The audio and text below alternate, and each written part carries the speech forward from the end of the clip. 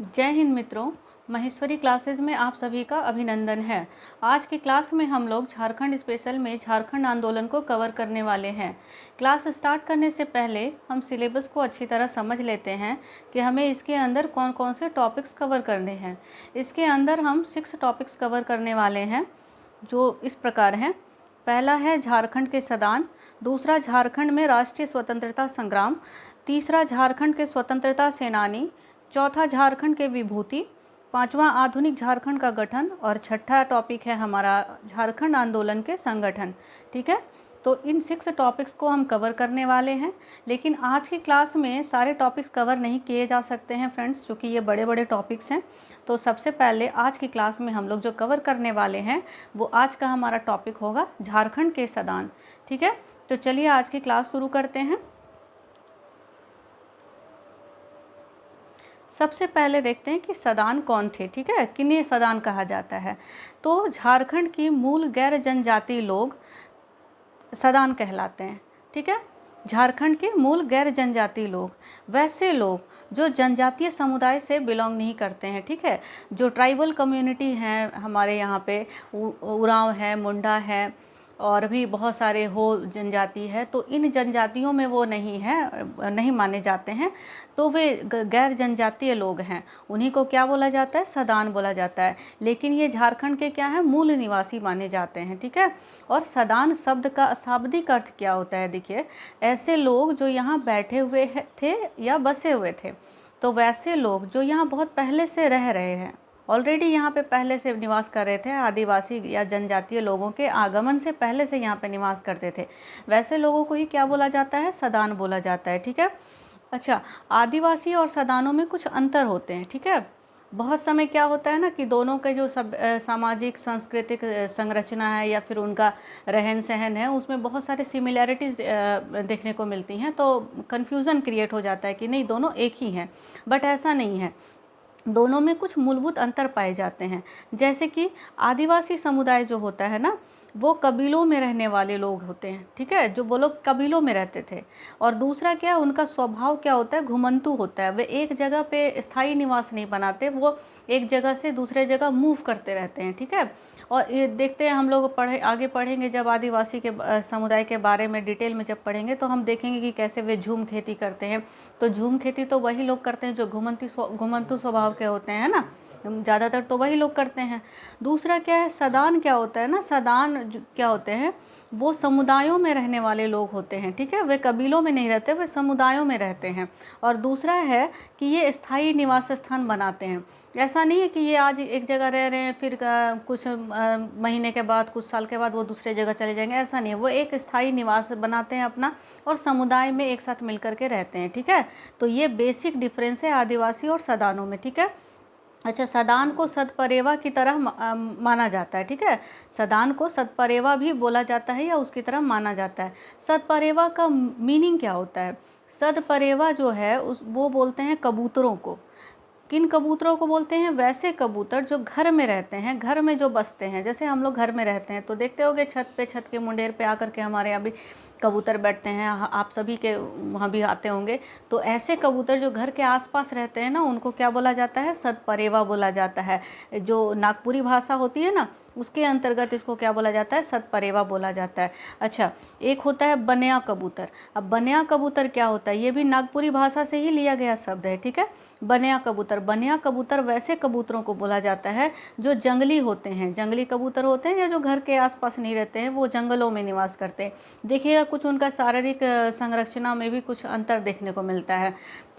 तो सतपरेवा मीन्स क्या हो गया, घर में बसने वाले कबूतर। और बनिया कबूतर किनको बोला जाता है, जो जंगली कबूतर होते हैं। सदान को सतपरेवा बोला जाता है। सतपरेवा क्यों बोला जाता है सदान को, क्योंकि वो लोग यहाँ पहले से निवास करते थे। ठीक है, जब असुर जनजाति झारखंड में आई, जब असुर जनजाति का आगमन हुआ झारखंड में, उससे पहले से यहाँ पे सदान निवास करते थे। ठीक है, इसीलिए उनको क्या बोला जाता है, सतपरेवा बोला जाता है। नेक्स्ट क्या है, देखिए सदानों को अलग अलग आधार पर परिभाषित किया गया है। ठीक है, तो चलिए आगे हम लोग इसकी परिभाषा को देखते हैं। देखिए, इसको 4 प्रकार से मुख्य रूप से परिभाषित किया गया है। पहला है भाषा की दृष्टि से, दूसरा धर्म के आधार पर, तीसरा प्रजातीय आधार पर और चौथा है इतिहास के आधार पर, भाषा की दृष्टि से कौन सी भाषा बोलते हैं उसके आधार पर सदानों को परिभाषित किया गया है। दूसरा क्या है, किस धर्म को मानने वाले लोग को हम सदान कहेंगे, उसके बारे में हम देखेंगे आगे। नेक्स्ट है हमारा कि किस प्रजाति से वो बिलोंग करते थे। और चौथा इतिहास क्या कहता है, इतिहास के अनुसार हम किसको सदान बोलेंगे। चलिए आगे हम इसको देखते हैं। सबसे पहले है भाषा के आधार पर। देखिए जो लोग खोरठा बोलते हैं, खोरठा भाषा, खोरठा, नागपुरी, पंच परगनिया, कुरमाली भाषा, इन भाषाओं का जो प्रयोग करते हैं, लेकिन वो जनजातीय समुदाय से बिलोंग नहीं करते हैं, ठीक है, वे किसी भी आदिवासी समुदाय से बिलोंग नहीं करते हैं वैसे लोग, और लेकिन वो उनकी जो भाषा है वो क्या है, खोरठा है या नागपुरी है या पंच परगनिया या कुरमाली है। तो ऐसी भाषा का प्रयोग करने वाले गैर जनजातीय व्यक्ति जो होते हैं उनको हम लोग क्या बोलते हैं, सदान बोलते हैं, ठीक है, वही सदान कहलाते हैं। दूसरा क्या है, धर्म के आधार पर सदान किसे कहेंगे। धर्म के आधार पर देखिए ऐसा माना जाता है कि जो प्राचीन सदान, जो लोग हिंदू थे, जो हिंदू धर्म को मानते थे, सनातन धर्म को मानते थे, वैसे लोगों को ही क्या बोला जाता है, क्या माना जाता है, उनको ही प्राचीन सदान माना जाता है, ठीक है। और इस्लाम धर्म के उद्भव के पूर्व के जैन धर्मावलंबी जो लोग थे, जो जैन धर्म को मानते थे, इस्लाम धर्म का जब उद्भव हुआ उसके पहले जो लोग जैन धर्म को मानने वाले लोग थे उनको भी सदान ही माना जाता है। अच्छा देखिए सदान ऐसे अगर कहा जाए तो सदान हम किसे कहेंगे, जिनकी मातृभाषा सदानी हो, उन्हें ही क्या कहा जा सकता है, सदान कहा जा सकता है, ठीक है। नेक्स्ट क्या है, देखिए प्रजाति के आधार पर सदान किसे कहेंगे। प्रजाति के आधार पर देखिए जो आर्य लोग थे, आर्य, कुछ द्रविड़ वंशी जो लोग हैं, कुछ आग्नेय लोग जो हैं, दीवान, ठाकुर, पांडे, कर्ता, लाला, ये सब जो आते हैं ना, ये सभी, इनको क्या बोला जाता है, इनको बोला जाता है सदान। इतिहास के अनुसार सदान किसे कहेंगे। देखिए झारखंड के मूल निवासी जो एक सभ्य प्रजाति थी तथा असुरों के आगमन से पहले से यहाँ निवास करती थी, सदान मानी जाती है। मीन्स कि जो झारखंड के मूल निवासी थे, बहुत पहले से वो झारखंड में रह रहे हैं, और असुरों के आगमन से, असुर जनजाति जो आई थी ना, उसके पहले से वो यहाँ पे निवास करते थे, उन्हीं को हम लोग क्या बोलेंगे, सदान बोलेंगे, ठीक है, उनको सदान माना जाता है। देखिए मुंडा और उरांव जो जनजातियाँ यहाँ पे आई थी, मुंडा और उरांव जनजातियाँ असुर जनजाति के बाद झारखंड में आई थी, ठीक है, तो उनका स्वागत भी किसने किया था, सदानों ने किया था, ऐसा माना जाता है। इतिहास ऐसा कहता है कि मुंडा और उरांव की जो जनजातियाँ, मुंडा और उरांव जनजाति जो थी, उनका स्वागत सदानों द्वारा ही किया गया था, ठीक है। देखिए इस सीक्वेंस को हम लोग समझते हैं। सबसे पहले झारखंड में सदान निवास करते थे इतिहास के अनुसार, उसके बाद यहाँ असुरों का आगमन हुआ, उसके बाद मुंडा जनजाति आई, और उसके बाद उरांव जनजाति का यहाँ आगमन हुआ था, ठीक है। अंग्रेज जो हैं, अंग्रेज़ों ने सदानों को दीकू उपनाम दिया। अंग्रेज सदानों को दीकू बोलते थे, वे जो हैं वो सदान को पसंद नहीं करते थे। देखिए ऐसा था ना कि आदिवासी और सदान जो थे, चूँकि आदिवासी समुदाय का सदानों ने स्वागत किया था, उनको उन्होंने स्वीकारा था, उनका स्वागत किया, उनको उनके आने पे ऐसा नहीं है कि मतलब उनके साथ युद्ध करने लगे ऐसा। तो उन जो आदिवासी समुदाय था और जो सदान थे, इन दोनों में क्या था ना, अच्छी दोस्ती थी, अच्छे से सब रहते थे, एक साथ मिलजुल करके रहते थे। अंग्रेज जब आए तो अंग्रेज़ों की एक नीति थी, फूट डालो और राज करो। उन्होंने देखा कि अगर आदिवासी और सदान दोनों में ऐसे ही अच्छा बनेगा, अच्छी दोस्ती रहेगी, तो हम तो यहाँ पे राज कर नहीं सकेंगे, ठीक है ना। तो उन्होंने क्या किया ना, आदिवासी और सदान दोनों के बीच में फूट डाल दिया और दोनों आपस में ही लड़ने लगे।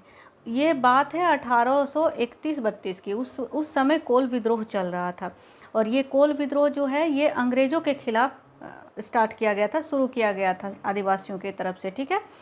तो इस विद्रोह को दबाने के लिए क्या किया, अंग्रेज़ों ने आदिवासी और सदानों को आपस में लड़वा दिया, जिसकी वजह से क्या हुआ कि कोल विद्रोह विफल हो गया, ठीक है, वो डिस्टर्ब हो गया। लेकिन बिरसा मुंडा एक बहुत बड़े नेता हुए आदिवासी समुदाय के, ठीक है, उन्होंने क्या किया ना, वे इस अंग्रेज़ों की इस नीति को समझ गए और उन्होंने आदिवासी समुदाय को भी समझाया, सदानों को भी समझाया, और उन्होंने बताया कि सदान हमारे दुश्मन नहीं है, ठीक है। और उन्होंने बताया कि दीकू कौन है। दीकू का शाब्दिक अर्थ होता है जो बाहर से आए हुए लोग हैं, उनको दीकू कहा जाता है, ठीक है। तो बिरसा मुंडा के अनुसार मुग़ल, पठान, सिख, किरानी बाबू, अंग्रेज़, ये सभी क्या हैं, ये सभी क्या थे, ये सभी, इन सभी को वो दीकू बोलते थे, ठीक है। उसके बाद नेक्स्ट हम लोग देखते हैं कि जाति के दृष्टि से सदानों को कितने भागों में बांटा गया है। देखिए, जाति के दृष्टि से सदानों को 3 भागों में बांटा गया है। सबसे पहला है झारखंड तथा देश के अन्य हिस्सों में निवास करने वाली, दूसरा है छोटा नागपुर में निवास करने वाली, और तीसरा है गोत्र के आधार पर। तो सबसे पहला हम लोग देखते हैं कि झारखंड तथा देश के अन्य हिस्सों में निवास करने वाली, उन लोगों को हम लोग क्या बोलेंगे, सदान बोलेंगे। जो लोग झारखंड में भी रहते हैं और देश के अन्य भागों में भी रहते हैं, उनको हम लोग सदान बोलेंगे। जैसे ब्राह्मण है, राजपूत हैं, माली है, कुम्हार है, कुर्मी है, सोनार है, बनिया, डोम, अहीर, चमार, दुसाद, ठाकुर, नाग जाति आदि। इस तरह की जो ये सारी जातियां जो हैं, ऐसा तो नहीं है कि ये सिर्फ झारखंड में ही निवास करती हैं, ये देश के अलग अलग भागों में आपको हर जगह पे आपको मिलेगा। कि भाई आप किसी से अगर बात पूछ ले कि भाई मेरा कोई पांडे है, कोई सिंह है, कोई कुम्हार है, कोई कुर्मी है, तो कोई सोनार है, सभी जातियां मिलजुल करके रहती हैं, देश के अन्य भागों में भी रहती हैं, झारखंड में भी निवास करती हैं। तो ऐसे लोगों को क्या बोला जाता है, सदान बोला जाता है, ठीक है। दूसरा क्या है, छोटा नागपुर में निवास करने वाली। कुछ जातियां ऐसी हैं जो छोटा नागपुर के क्षेत्र में, छोटा नागपुर क्षेत्र मीन्स के झारखंड में निवास करती हैं, उनको क्या बोला जाता है, सदान बोला जाता है। जैसे बड़ाइक, देसावली, पाइक, धानु, रौतिया, गोड़ाइत, घासी, भुइयाँ, पान, प्रमाणिक, तांत्रिक, स्वासी, ओस्टा, रक्सैल, बिंद, लोहड़िया आदि। ये सारी जो जातियां हैं, ये कहाँ, ये छोटा नागपुर में निवास करती हैं। मीन्स छोटा नागपुर जो अभी हम लोग झारखंड के नाम से जानते हैं, यहाँ निवास करने वाली जो जातियां हैं, इनको भी क्या बोला जाता है, ये सब भी सदान के अंतर्गत ही मानी जाती हैं। तीसरा क्या है, गोत्र के आधार पर। जैसे अवधिया, कन्नौजिया, तिरहुतिया, गौड़, दक्षिणाहा आदि। ये जो लोग होते हैं ना, जैसे अवधिया, हम लोग कहाँ, मतलब आप कुछ लोगों से जैसे आस पड़ोस आप बात करोगे, देखोगे, किसी से पूछोगे, कोई बोलेगा कि भाई हम लोग अवध से। अवधिया मीन्स क्या, जो अवध से आए हुए हैं। हाँ, तिरहुतिया, गौड़, ये सब मतलब दक्षिणाहा, मतलब जो दक्षिण से आए हुए हैं। तो इनके जो ये गोत्र है ना, उसी से पता चलता है कि भाई ये यहाँ के मूल निवासी नहीं, ये बाहर से आके यहाँ पे बसे हैं, ठीक है। तो गोत्र के आधार पर इन सारी जो ये गोत्र वाले जो हैं, अवधिया, कन्नौजिया, तिरहुतिया, गौड़, इन सभी को क्या बोला जाएगा, सदान बोला जाएगा, ठीक है। अब हम लोग सदानों का जीवन परिचय पढ़ेंगे, ठीक है। सबसे पहले देखते हैं सदानों के सामाजिक एवं सांस्कृतिक रूपरेखा कैसी है, ठीक है। सदान के सामाजिक एवं सांस्कृतिक रूपरेखा, सदानों के धर्म, शारीरिक गठन, ठीक है। तो सबसे पहले देखते हैं सामाजिक एवं सांस्कृतिक रूपरेखा सदानों की कैसी है। सदानों में आर्यपन एवं आदिवासीपन की झलक देखने को मिलती है। आर्यपन और आदिवासीपन का मतलब क्या हुआ कि कुछ उनके जो सामाजिक संरचना है, जो उनके, तो उसके अंदर हम लोग क्या देखते हैं ना, कुछ आर्यों के कुछ गुण दिखाई देते हैं, और दूसरा कि उनकी जो सामाजिक संरचना है वो कैसी है, आर्यों की तरह है, ठीक है। और दूसरा क्या है, उसमें आदिवासियों के भी झलक दिखाई देती है। आदिवासी लोगों के जैसे रहते हैं, उनका भी रहन सहन, खान पान का कुछ प्रभाव हम लोगों को सदानों पे देखने को मिलता है, ठीक है। दूसरा क्या है, सांस्कृतिक संरचना अधिकतर सनातनी परिवारों की तरह है। जो सदान है ना, उनकी जो सांस्कृतिक संरचना है वो कैसी है, वो ज़्यादातर सनातनी परिवार जो हैं, जो हिंदू देवी देवताओं को पूजा करते हैं, मानने वाले लोग हैं, जो हिंदू हैं, उनकी तरह देखने को मिलती है, उनके तरह है, ठीक है। नेक्स्ट क्या है, सामाजिक कार्य जैसे शादी, विवाह, पर्व त्यौहार, नृत्य, गान, भाषा आदि आदिवासियों की तरह है। यहाँ जो सदान है, उनमें जो शादी विवाह की जो रस्में होती हैं, जो पर्व त्यौहार मनाते हैं, उन लोगों का जो नाच गान होता है शादी विवाह में, अलग अलग समारोह में, अलग अलग पर्व त्यौहार में वो लोग जो नाचते हैं, झूमर वगैरह जो होता है, उनकी जो भाषा है वो सब क्या है, आदिवासियों की तरह है, ठीक है। जैसे खोरटा हो गया, पंच परगनिया हो गया, ये सब क्या है, यहाँ के जो आदिवासी समुदाय है वो लोग उस भाषा का प्रयोग करते हैं, लेकिन सदान भी उस भाषा को बोलते हैं। इसीलिए आप देखोगे कुछ क्षेत्र विशेष में वहाँ के लोग कभी खोरठा का कहीं पर प्रभुत्व है, कहीं पंच परगनिया कहीं के लोग बोलते हैं। तो इस तरह से क्या है ना कि यहाँ पे आदिवासी भाषा का भी प्रभाव देखने को मिलता है, ठीक है। आदिवासियों की तरह उनकी भाषा बोली है, सामाजिक कार्य जो भी संपन्न होता है वहाँ पे आदिवासियों के झलक देखने को मिलती है। दूसरा आप देखते हैं सदानों के धर्म, कौन कौन से धर्म किस तरह का उनका धार्मिक कर्मकांड किस तरह का होता है। देखिए, धार्मिक परंपरा पुरोहितवाद एवं कर्मकांड से व्याप्त है। सदान जो है ना वो पुरोहित वाला सिस्टम उसमें चलता है कि जैसे एक पंडित जी होंगे, उनमें भी वैसे ही होते हैं कि वो पुरोहित पंडित होते हैं। और कर्मकांड मतलब यज्ञ हवन इस टाइप का पूजा पाठ वो लोग भी करते हैं। ठीक है। दूसरा क्या है, सूर्य एवं मनसा के उपासक होते हैं। ये लोग भी सूर्य की पूजा करते हैं। और क्या करते हैं, सुरजाही पर्व एक होता है, इधर झारखंड में बहुत ही फेमस है।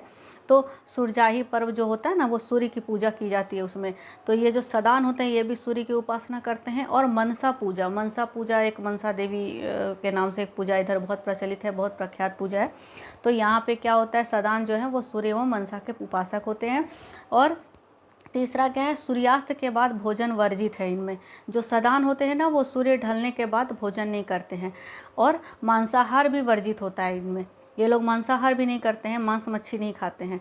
जो सदान होते हैं वो सूर्यास्त के बाद भोजन नहीं करते। अच्छा, आप एक चीज़ और बताइए कि कोई एक और समुदाय है जो क्या करता है, जो मांसाहार नहीं करता है, सूर्यास्त के बाद भोजन नहीं करता। हमारे झारखंड में बहुत फेमस एक मंदिर भी है। आप इसका आंसर आप मुझे कमेंट में बताओगे कि कौन सी वो जनजाति है, सॉरी कौन सा समुदाय है। ठीक है, ऐसे चलिए मैं ही बता देती हूँ इसका आंसर। जैन धर्मावलंबी जो होते हैं ना, जो जैन धर्म को मानने वाले लोग होते हैं, वो लोग भी सूर्यास्त के बाद भोजन नहीं करते हैं। और वे भी मांसाहार नहीं करते, उनमें भी मांसाहार वर्जित होता है। ठीक है। उसके बाद नेक्स्ट है देखिए कि वैष्णव परंपरा का भी इनमें चलन होता है, विष्णु भगवान की भी पूजा करते हैं ये लोग। ठीक है। नेक्स्ट है क्या, हिंदू देवी देवताओं का भी पूजन प्रचलित है। जैसे हम लोग शिव, गौरी और कृष्ण आदि सभी भगवानों को जो जिस तरह से हम लोग पूजते हैं, जो हिंदू धर्म को मानने वाले, सनातन धर्म को मानने वाले लोग हैं, उसी तरह से जो सदान होते हैं ना वो लोग भी हिंदू देवी देवताओं की पूजा करते हैं। नेक्स्ट है क्या, कुल देवी देवता पूजन और ओझा मती डायन भूत भी प्रचलित है। ठीक है।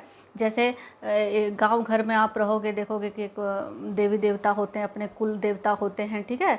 तो उनकी पूजा मतलब एक पीढ़ी से दूसरी पीढ़ी की जो जाति है सभी लोग पूजा करते हैं, उसे कुल देवी देवता बोलते हैं। हर किसी का अपना एक कुल देवता होते हैं।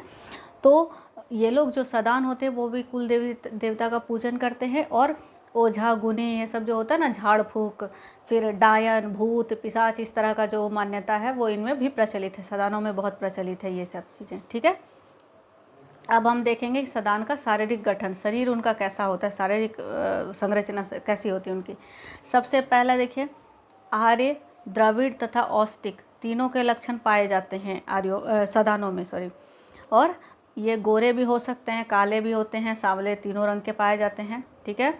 और इनकी जो ऊंचाई होती है, इनकी जो हाइट होती है, नाटे, लंबे, मध्यम, सभी तरह के होते हैं। ठीक है। कोई बहुत लंबा होता है, कोई हाइट में बहुत कम होता है, कोई बीच बीच का है, कोई गोरा है, कोई काला है, कोई सांवला है। ठीक है। इसमें रंग तीनों रंग के पाए जाते हैं और तीनों तरह के इनके साइज़ भी मतलब हाइट भी रहती है। ठीक है। अब नेक्स्ट हम लोग देखेंगे कि सदानों का आभूषण कैसा होता है, किस तरह की ज्वेलरी पहनना पसंद करते हैं। अब देखिए ये महिलाओं के फेवरेट टॉपिक आ गया। ठीक है। तो सदान किस तरह के आभूषण का प्रयोग करते हैं, तो वैसे आभूषण जो बंगाल और बिहार में प्रचलित हैं। ठीक है। वैसे आभूषण सदान प्रयोग करते हैं। अब ये तो स्वाभाविक है भाई, बंगाल से भी जुड़ा हुआ था, बिहार से भी, तो उसका तो असर इसमें देखने को मिलेगा ही। ठीक है। कौन कौन से आभूषण पहनना पसंद करते हैं ये लोग। सबसे पहले देखिए, पोला हाथ में पहना जाता है, शांखा, कंगन, बिछिया, हार, हंसली, सिकड़ी, छूछी, बुलाक, बेसर, नथिया, तरकी, करनफूल, मंटिका, ये सब क्या है ना, ये सब ज्वेलरी का नाम है। ठीक है। कुछ तो हम लोग भी नहीं समझते हैं, अभी हमारी जो दादी नानी होती थी उनके पास ये सब होते थे। ठीक है। तो ये सारे ज्वेलरी जो हैं ये वो लोग पहनना पसंद करते थे, सदान लोग यूज़ करते हैं। ठीक है। और गोदना का भी प्रचलन है इनमें। गोदना समझते होगे ना, ये जो टैटू आज का आधुनिक टैटू है, तो पहले के टाइम में लोग अपने शरीर में गोदना गुदवाते थे। अब देखिए, सदान जो है उनका गृहस्थी का सामान, कौन कौन से सामान वो यूज़ करते थे घर में या करते हैं। तो सबसे पहले देखिए क्या है, मिट्टी के बर्तन। मिट्टी के बर्तन को ये लोग बहुतायत में यूज़ करते हैं घर में। जैसे हड़िया हो गया, गगरी हो गया, चूका हो गया, ढकनी हो गया, इन सब का ये प्रयोग करते हैं। चूका समझते हो, चूका बोलते हैं छोटा छोटा जो हड़िया होता है ना उसको चूका बोला जाता है। और ढकनी माने उसका ढक्कन, उसी को। और इसके अलावा क्या है, पीतल तथा कांसे के बर्तनों का प्रयोग समृद्धि का द्योतक माना जाता है। जैसे अभी भी आप देखते होंगे शादी ब्याह में पीतल के बर्तन चढ़ाए जाते हैं, कांसे के बर्तन दिए जाते हैं भेंट स्वरूप। तो जिनके पास में पीतल कांसे के बर्तन ज़्यादा होते हैं तो उनको क्या माना जाता है कि वो भाई बहुत रईस आदमी, चूँकि ये सब तो बहुत कॉस्टली आता है ना, मिट्टी के बर्तन सस्ते आते हैं, तो समृद्धि का ये द्योतक माना जाता है सदानों में। और तीसरा क्या है, देखिए सामूहिक भोज हेतु पत्तल का प्रयोग। जब ये लोग सामूहिक भोज, जैसे शादी ब्याह हुआ, किसी की मृत्यु उपरांत जो भोजन करवाया जाता है, वो सब ऐसा कोई भी फंक्शन होता है ना, तो उसमें वो लोग क्या करते हैं, सामूहिक भोज में पत्तल का प्रयोग करते हैं। नेक्स्ट क्या है, खेती बाड़ी के लिए आदिवासियों के जैसे ही उपकरणों का प्रयोग करते हैं। तो आदिवासी समुदाय के लोग जिस तरह के उपकरणों का प्रयोग करते हैं, उसी तरह के उपकरण सदान भी अपने खेती बाड़ी के कार्यों करने के लिए यूज़ करते हैं। ठीक है, नेक्स्ट हम लोग देखते हैं कि शिकार का औजार। सदान शिकार भी करते थे, तो शिकार के लिए किस तरह के औजारों का प्रयोग करते थे। देखिए, मछली मारने के लिए जाल, कुमनी, बंसी, डांग, पोलई आदि जैसे औजार। मछली मारने के लिए जाते भाई, तालाबों की यहाँ कमी नहीं है, तालाब है, नदी है, कहीं भी जा कर के मछली मारने के लिए वो लोग क्या करते थे, कुमनी यूज़ करते हैं, जाल, बंसी डांग, पोलई, ये सब औजार का प्रयोग करते हैं। फिर तीर, धनुष, तलवार, भाला, लाठा, चोंगी, इन हथियारों का भी ये प्रयोग करते हैं। नेक्स्ट क्या है, जमींदारी के कारण बंदूक रखने की परंपरा का विकास भी इनमें देखने को मिला है। ठीक है, जैसे अब सभी सदान गरीब होंगे ऐसा तो नहीं है ना, कि कुछ उसमें से जमींदार भी थे। तो जो जमींदार थे तो उनके अलग ही ठाट रहते थे, तो वो लोग क्या करते थे, बंदूक का प्रयोग करते थे, जिसके वजह से कुछ सदानों के पास आपको बंदूक भी देखने को मिलेगी। नेक्स्ट है नातेदारी। नातेदारी के अंदर देखिए, जो सदान समुदाय है ना, सदानों में क्या है ना, पितृसत्तात्मक चलता है। एक होता है पितृसत्तात्मक, एक होता है मातृसत्तात्मक। पितृसत्तात्मक मतलब पिता ही सर्वोच्च होता है। ठीक है, वहाँ पे पिता मतलब पुरुष प्रधान होता है। ठीक है, वैसा समाज जहाँ पे पुरुष प्रधान होता है, सारे जो अहम फैसले होंगे वो सब क्या करेंगे, पुरुष समाज लेगा। ठीक है, तो उसको बोला जाता है पितृसत्तात्मक। और मातृसत्तात्मक मतलब यहाँ पे क्या होता है, स्त्रियों का प्रधानता होती है, स्त्रियों की प्रधानता होती है, स्त्री जो है अहम फैसलों को लेती हैं। ठीक है, तो जो सदान समुदाय है वहाँ पर सदानों में क्या होता है ना, पितृसत्तात्मक सत्ता चलती है। ठीक है, पितृसत्तात्मक होता है। दूसरा, मातृ पितृकुल में विवाह वर्जित होता है। मातृकुल, पितृकुल मतलब मामा, चाचा का बेटा, मामा का बेटा, इन सब से शादी ब्याह वर्जित होता है। चूँकि आपस में भाई बहन का रिश्ता होता है तो शादी ब्याह नहीं कर सकते। नेक्स्ट क्या है कि पिता का जो बड़ा भाई होता है उसको बड़का बाबूजी बोलते हैं, माता की बहन को मौसी बोला जाता है, पिता का छोटा भाई को कक्का बोला जाता है। ठीक, अब नेक्स्ट देखते हैं पर्व त्यौहार। कौन कौन से पर्व त्यौहार सदानों में मशहूर है, फेमस है, मनाते हैं वो लोग। सबसे पहले देखिए, पर्व त्यौहार जो है ना वो पहचान का आधार है। आप कैसे, किस तरह के, कौन से फेस्टिवल को आप सेलिब्रेट करते हैं। कोई मुहर्रम मना रहा है तो हम ऐसे मान लेते हैं ना कि भाई इस्लाम धर्म को मानने वाले हैं। कोई जो है वो पारसनाथ जाते हैं, पूजा वूजा करते हैं। कोई शिव जी को जल चढ़ाते हैं तो हम मानते हैं कि भाई सनातन धर्म के हैं। कोई जैन धर्मावलंबी हैं। तो इस तरह से क्या होता है ना, जो पर्व त्यौहार जो होते हैं हमारे, उससे हमारे वो क्या होती है, हमारी पहचान भी होती है। ठीक है, उसी तरह से जो सदानों के पर्व त्यौहार है वो उनके पहचान का मुख्य आधार है।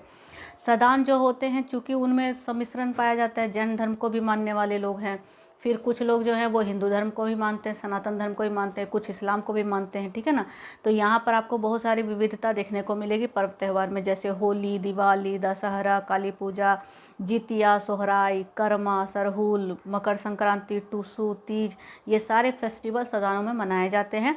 इसके अलावा जो मुसलमान समुदाय से हैं वो क्या करते हैं, ईद और मुहर्रम भी मनाते हैं। ईद और मुहर्रम मनाया जाता है उनके द्वारा। ठीक है, अब नेक्स्ट देखते हैं कि नृत्य एवं गीत बहुत पॉपुलर है हमारे झारखंड में। झारखंड का नृत्य और गीत जो है और बड़ा यूनिक सा भी है यहाँ पे। ठीक है ना, तो देखिए सदान जो है ना, सदानों के गाँवों की पहचान उनके अखड़ा से होती है।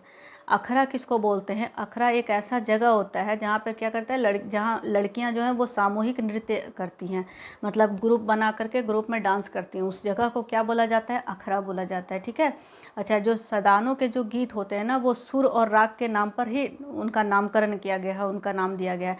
जैसे है डमकच, झुमटा, अगनई, सोहर, किसी बच्चे का जन्म होगा तो सोहर गाया जाता है। झुमटा शादी विवाह का जो फंक्शन होता है ना उसमें जो खुशी के माहौल में नाचती है, वो सामूहिक नृत्य किया जाता है। उसी तरह से मर्दानी झूमर, यहाँ पे जो पुरुष होते हैं वे झूमर नाचते हैं, उसी को मर्दानी झूमर बोला जाता है। सोहराई होता है, सोहराई पर पर्व होता है, उसमें जो डांस किया जाता है उसी को बोला जाता है, ठीक है। अब देखिए नृत्य जो है ना, दो तरह के नृत्य सदानों में दो तरह के नृत्य फेमस हैं। एक है शास्त्रीय नृत्य और दूसरा है रंगीन अथवा माले नृत्य। देखिए शास्त्रीय नृत्य क्या होता है, गणेश नृत्य या कार्तिक नृत्य, ये दो नृत्य विधा जो हैं, गणेश नृत्य या कार्तिक नृत्य, इसको क्या किसके अंतर्गत रखा गया है, शास्त्रीय नृत्य के अंतर्गत। दूसरा क्या है, रंगीन अथवा माले नृत्य। इसके अंदर घटवारी नृत्य, जामदा नृत्य, चोकरा नृत्य, संथाल नृत्य, लूरी, सावरी नृत्य, राजपूत झलक नृत्य और इस प्रमुख नृत्य जो हैं सदानों के वो डमकच हैं, झुमटा है और झूमर नृत्य है, जो कि ये लोग प्रायः मतलब किसी भी फंक्शन में करते रहते हैं, ठीक है। अब हम लोग जो आज हम लोगों ने जो टॉपिक पढ़ा है उससे रिलेटेड हम लोग 5 क्वेश्चन करने वाले हैं। सबसे पहला क्वेश्चन जो है कि सदान झारखंड में कौन है? ए जनजातीय मूल निवासी, बी गैर जनजातीय मूल निवासी, सी झारखंड में दूसरे राज्य से आकर बसे आदिवासी और डी झारखंड में दूसरे राज्य से आकर बसे लोग। इसका आंसर क्या हो जाएगा? बी गैर जनजातीय मूल निवासी, ठीक है। नेक्स्ट क्वेश्चन है प्रजातीय दृष्टि से सदान हैं ए आर्य, बी द्रविड़वंशी, सी आग्नेय और डी उपयुक्त सभी। इसका आंसर क्या हो जाएगा? उपयुक्त सभी। सभी हैं ना, आर्य भी हैं, कुछ द्रविड़वंशी भी हैं, कुछ आग्नेय भी हैं, तो यहाँ पे इसका आंसर क्या हो जाएगा? उपयुक्त सभी। क्वेश्चन नंबर 3 है सदानों की धार्मिक मान्यता के अनुसार कौन सा कथन सत्य है? ए सदान सूर्य और मनसा के उपासक हैं, बी सदान कुल देवी देवता की पूजा नहीं करते हैं, सी सदान पुरोहितवाद और कर्मकांड से मुक्त हैं और डी उपयुक्त सभी। देखिए ए सदान सूर्य और मनसा के उपासक हैं, ये हमने पढ़ा था ना, उनके धर्म से रिलेटेड है, ठीक है। तो सूर्य और मनसा के उपासक हैं, ये सही होगा। बी क्या है? सदान कुल देवी देवता की पूजा नहीं करते हैं, ये रॉन्ग हो जाएगा क्योंकि वे कुल देवी देवता की पूजा करते हैं। सी क्या है? सदान पुरोहितवाद और कर्मकांड से मुक्त हैं, नहीं वो मुक्त नहीं है, वो मानते हैं, पुरोहितवाद और कर्मकांड को मानते हैं, इसीलिए ये सी ऑप्शन भी रॉन्ग होगा और डी तो होगा ही नहीं, ठीक है। तो इसका सही आंसर क्या हो जाएगा? ए सदान सूर्य और मनसा के उपासक हैं। क्वेश्चन नंबर 4 क्या है? सदान समाज है ए पितृसत्तात्मक, बी मातृसत्तात्मक, सी दोनों ए एवं बी और डी इनमें से कोई नहीं। तो इसका आंसर क्या हो जाएगा? सदान समाज कैसा है? पितृसत्तात्मक। ए ऑप्शन इसका सही होगा, मातृसत्तात्मक नहीं है, ठीक है। नेक्स्ट क्वेश्चन नंबर 5 क्या है? और ये आज का हमारा लास्ट क्वेश्चन है कि सदानों को दीकू नाम किसके द्वारा दिया गया है? ए मुंडा, बी उराव, सी बिरसा मुंडा और डी अंग्रेज। तो इसका आंसर क्या हो जाएगा? ऑप्शन नंबर डी अंग्रेज। अंग्रेजों ने ही सदानों को दीकू कहा था और आदिवासियों को भड़काया भी था, ठीक है ना। तो आज की क्लास यहीं ख़त्म करते हैं, मिलते हैं नेक्स्ट क्लास में नए टॉपिक्स के साथ। जय हिंद।